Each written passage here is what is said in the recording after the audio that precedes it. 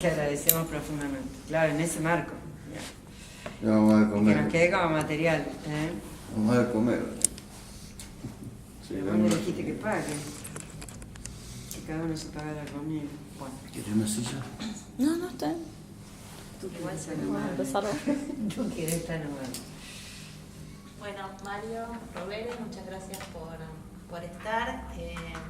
Queríamos dejar un material para que pueda ser reproducible en otros espacios de trabajo y académicos, de formación, como parte del curso de posgrado que venimos realizando desde el principio de año entre la Asociación Pampeana de Medicina General, Familiar y de Equipos de Salud, en un convenio con la Universidad Nacional de La Pampa, como un primer curso de posgrado que dimos a llamar o propusimos pensar de la salud pública a la salud colectiva como un concepto en el cual nos reconocemos, intentamos construir y generar también una propuesta hacia la provincia en formación de recursos en salud, no solamente hacia profesionales médicos y no solamente hacia profesionales de salud, sino una propuesta transversal y amplia, interdisciplinaria, pensando en justamente construir desde distintas experiencias de trabajo y profesionales una idea de la salud colectiva.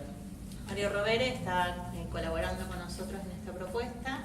Hemos tenido una jornada larga de trabajo en la cual trabajamos desde la mañana en redes y salud, en el barrio Fonaví 42, donde también trabajamos en función de una experiencia concreta de trabajo en red, en relación a la problemática de violencia de género y violencia intrafamiliar. Y durante la tarde hemos trabajado distintas temáticas que hacen fundamentalmente la planificación y a la visión estratégica en la planificación de salud. Aprovechábamos a conversar que nos pudieras dejar un aporte, porque a lo largo del posgrado hemos revisado no solo el porqué de hablar de salud colectiva y ampliar el concepto de salud pública. Hemos revisado el sistema de salud, su constitución en Argentina y las visiones de modelos de atención en el mundo. Hemos pensado las reformas, ¿no? con un sustento fundamentalmente basado en la idea de determinación social de salud. Y queremos por ahí dejar un aporte, tu visión en relación a los nuevos desafíos, ¿no? Que se vienen por lo menos en pensar el derecho a la salud en la Argentina, y con la preocupación que genera la propuesta de la introducción finalmente de los seguros de salud en el país a través de la idea de cobertura universal de salud. Eso como una introducción, pero para que vos puedas aportarnos y hacer un breve intercambio. Bueno, voy a hacer algunos comentarios como para que nos facilite también la posibilidad de repreguntas, como para ir, refinando, la expectativa también de ustedes y de las personas que de alguna manera van a poder compartir esta reflexión. La cobertura universal en salud fue vivida como una operación política de los bancos, básicamente del Banco Mundial y en una fuerte embate después de varios intentos. Esta sería como la tercera oleada de reformas, planteada por el Banco Mundial, y encontró una rápida resonancia dentro de la Organización Mundial de la Salud. Hay un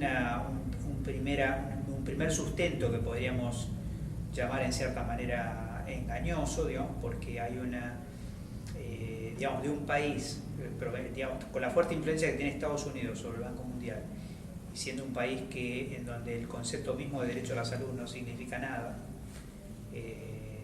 los bancos deciden que, si tenemos un subcontinente como el caso de América Latina que cree que el derecho a la salud o que la salud es un derecho,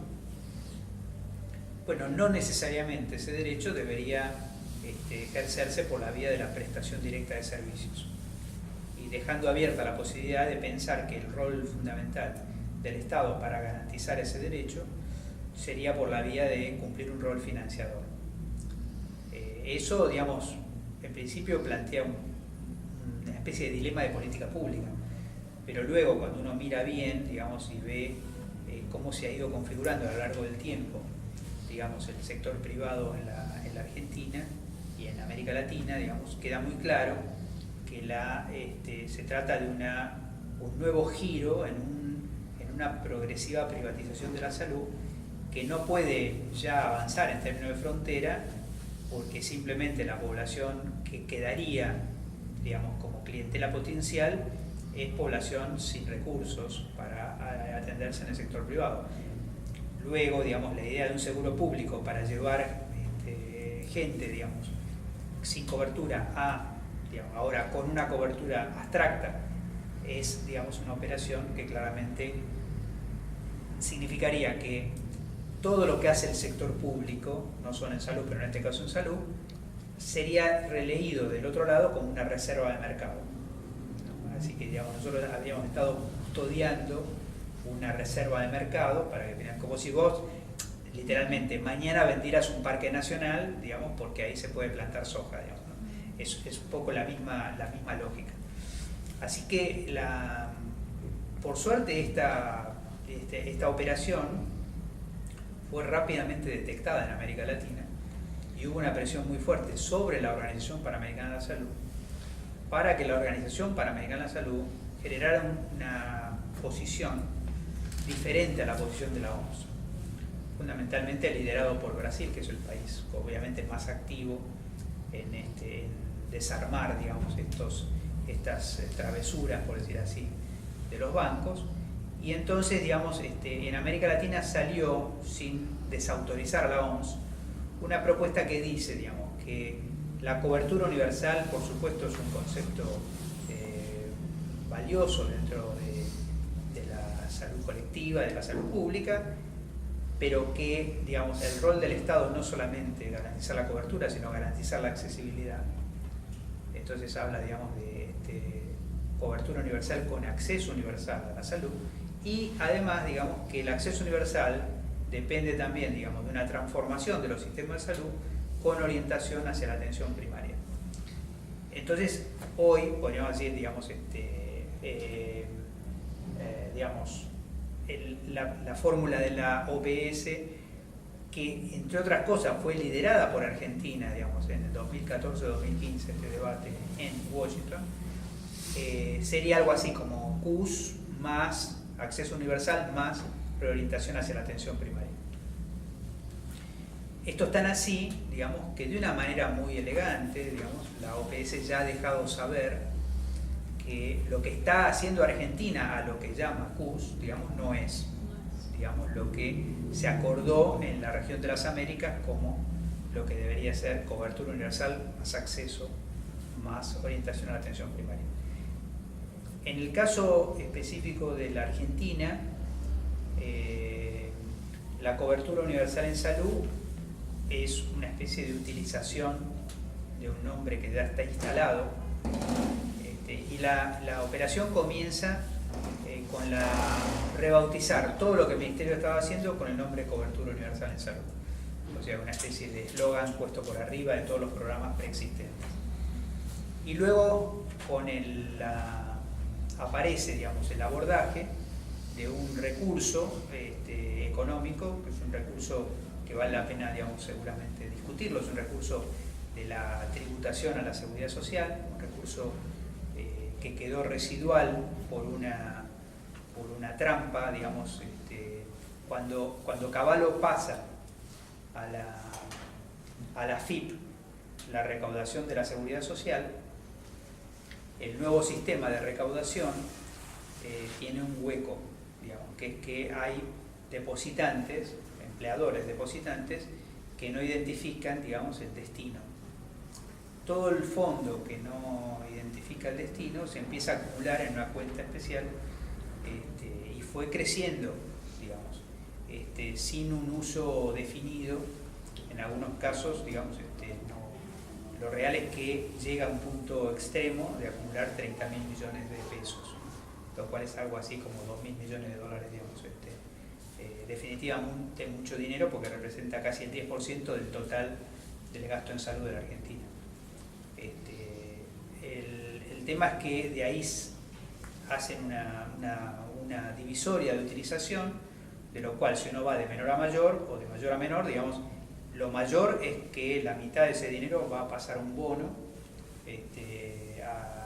digamos, de proyección a 2020, digamos, para de uso del propio Banco Nación, cuyos intereses volverían a la Seguridad Social. Y como parte de esa digamos, asignación, hay una transferencia neta a los gremios que ya ha ocurrido, lo cual todo el mundo interpreta como un juego de reciprocidades que explica en parte por qué se destruye el empleo de la Argentina sin reacción gremial. Y además se le entrega 2 sillas en una mesa de 6 para distribuir un monto muchísimo mayor, que es de 4.000 millones de pesos. 8.000 millones son pensados para fortalecimiento del sector público, y ahí más o menos se arma el total de los 30.000 millones. ¿Qué sabemos del uso de los fondos que van a lo estatal? Lo primero que sabemos es que va a haber, que se toma el formato de lo que se llama cobertura porteña, con un argumento realmente muy sorprendente, que es que con absoluta convicción los funcionarios afirman que tener un carnet para acceder a lo mismo que ya accedes mejora la accesibilidad. Es un fenómeno, digamos, muy llamativo, digamos, ya que exista esa convicción, digamos.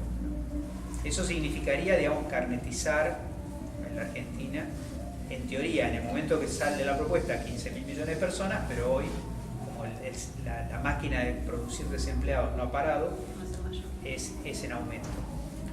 La segunda, esto ya es una cosa sorprendente, porque esa credencial sería una credencial nacional para prestaciones que no son nacionales, porque son prestaciones provinciales y municipales. Pero le daría como control del padrón a Nación. Pero lo segundo, que es igualmente sorprendente, o quizás más sorprendente, es el hecho de que saldría una historia clínica única, lo cual en principio sería para aplaudir, digamos. Pero después aparece un fenómeno, digamos, que es que esa historia clínica única, en vez de estar en manos, poder y administración del Ministerio de Salud, va a estar en poder y administración del Ministerio de Modernización. Es decir, el mismo ministerio que se ha ocupado, digamos, y que tiene una mesa de arena para reducir el empleo público en la Argentina, sería el propietario de una base de datos que en un gobierno de CEOs, un gobierno deja toda la sospecha de que nosotros tengamos, digamos, una base de datos de toda la fuerza laboral de reserva de la Argentina en manos de los empleadores, y con mucha probabilidad, digamos, determinadas marcas estigmatizantes como tener HIV o digamos, o cualquier otro factor que se considere factor de riesgo, ya estaría saltando, digamos, en la historia clínica única, sin necesidad de examen laboral o prelaboral previo. Pensar, digamos, podríamos decir así, que las historias clínicas de 16 millones de argentinos que estén en manos, digamos, del verdugo oficial de la Nación, es realmente muy sorprendente, y no existe ningún país en el mundo que haya adoptado, digamos, un modelo de registro de historia clínica electrónica sin resguardos específicos de privacidad y de definición del uso de esa información. Ahí se arma, digamos, supuestamente con lo que sobre se le va a transferir a las provincias con una serie de condicionalidades que en algunos casos, en el enunciado del principal vocero, que es el doctor Pérez Baliño, digamos, que circula por las provincias explicando un poquito esto, en cada provincia da a entender que habría una flexibilidad en relación a la pauta provincial, pero que obviamente, digamos, tiene una serie de implícitos que van a ir empujando a esta persona que tiene un carnet nacional, digamos, a demandar una serie de prestaciones que, cuando sean superadas, legalmente hablando, digamos, habilitarán al pasaje de ese paciente al sector privado contra facturación al sector público. De la misma manera, también habría un acuerdo, digamos, para que los pacientes del sector público tuvieran descuentos en farmacia, sin explicitar, por ejemplo, digamos, cuál sería la exención impositiva por la cual los laboratorios y las farmacias y las droguerías pasaran, digamos, a hacer ese descuento. Y, digamos, qué porción de esos 8.000 millones estarían financiando eso. En todo caso, los 8.000 millones de pesos, que definitivamente, obviamente, son mucha plata y ojalá uno lo tuviera, y íntimamente, digamos, también me pregunto cómo es que quedó ese dinero ahí, digamos. O sea, no puedo dejar de preguntarme eso. Se trata de una transferencia por única vez. Es decir, que de ninguna manera podría estar financiando un seguro, una transferencia por única vez, que si el 100% fuera a financiar los 16 millones de personas que hoy tenemos, significaría una transferencia neta por única vez de 600 pesos por persona. O sea, la transferencia a las provincias estaría en ese marco. Eso, digamos, básicamente, digamos, forma parte del núcleo. Hay más componentes, uno de los cuales a mí me da la sensación de que el CUS es una especie de collage y no es un plan de salud, sino que ese collage tiene un poquito para satisfacer a cada clientela. La clientela que faltaría satisfacer más se llama sector privado y muy particularmente el sector de las prepagas. Y el sector de las prepagas quedaría satisfecho a partir de una iniciativa que claramente, digamos, está militada, digamos, por uno de los principales asesores de Massa, que es el doctor Torres, que también es rector de ISALU, que lleva, digamos, como iniciativa la Agencia Nacional de Evaluación de Tecnología en Salud. Mientras el CUS ha sido aprobado en estas líneas generales por un decreto de necesidad y urgencia, que por supuesto habría que preguntarse cuál era la urgencia,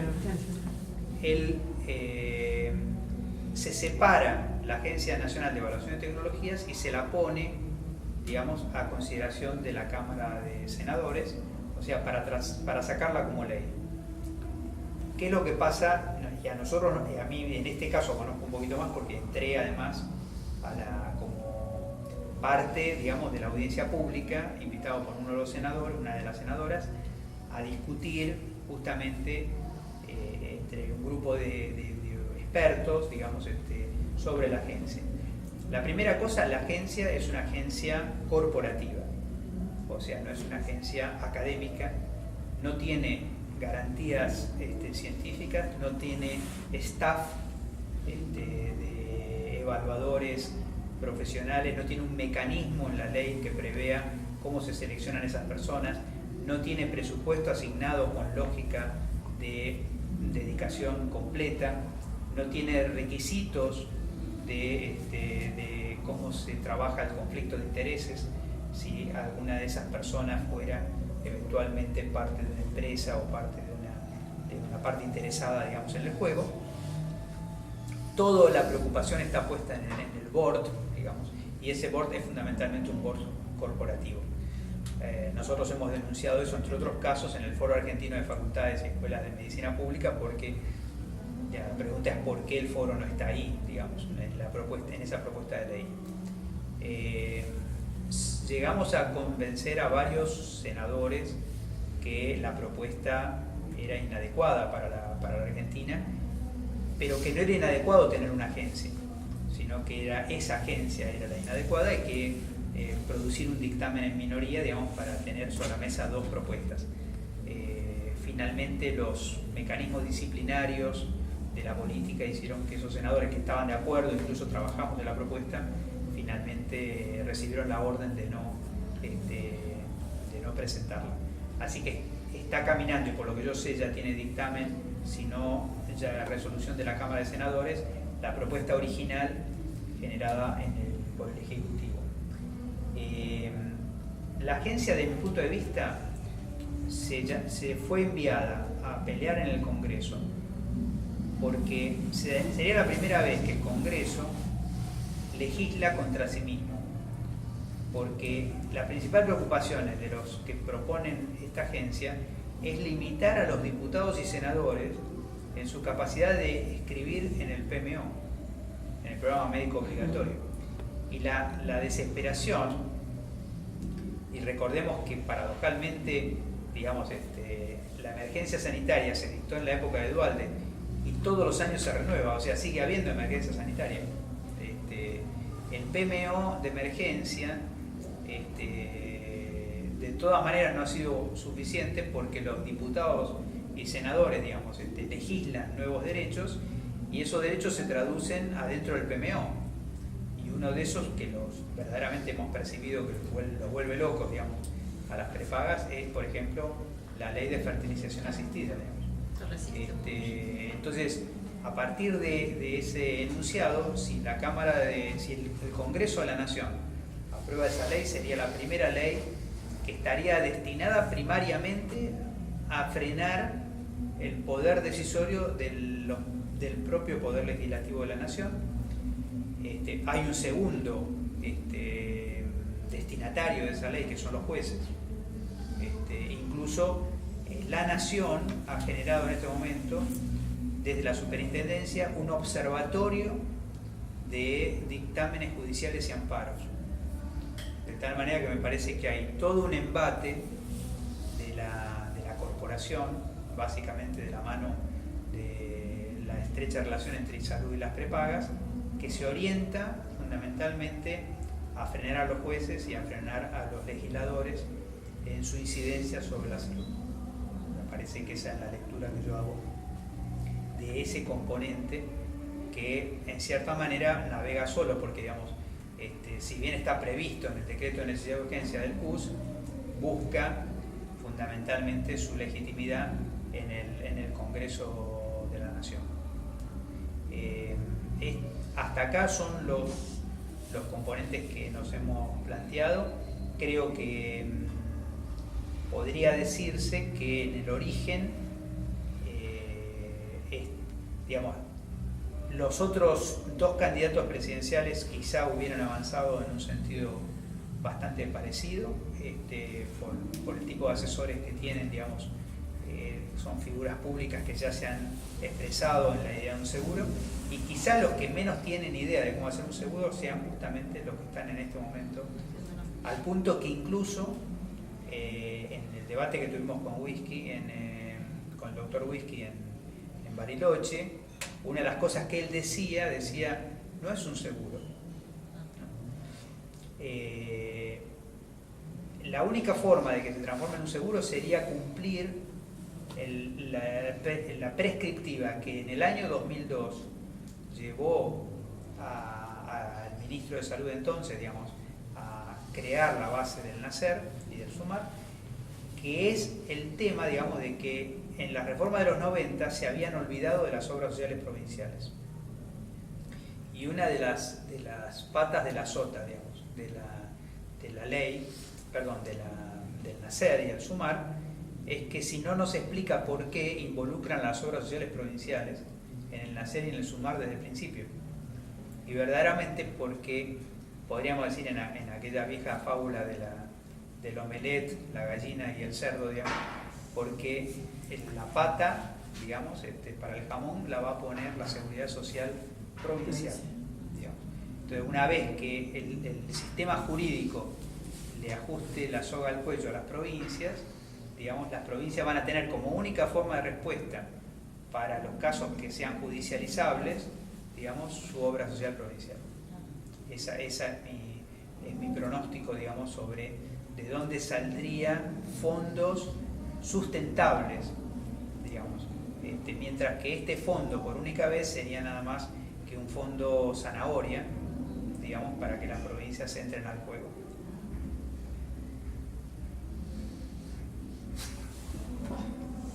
¿Hacemos un corte? ¿Cortamos? Sí.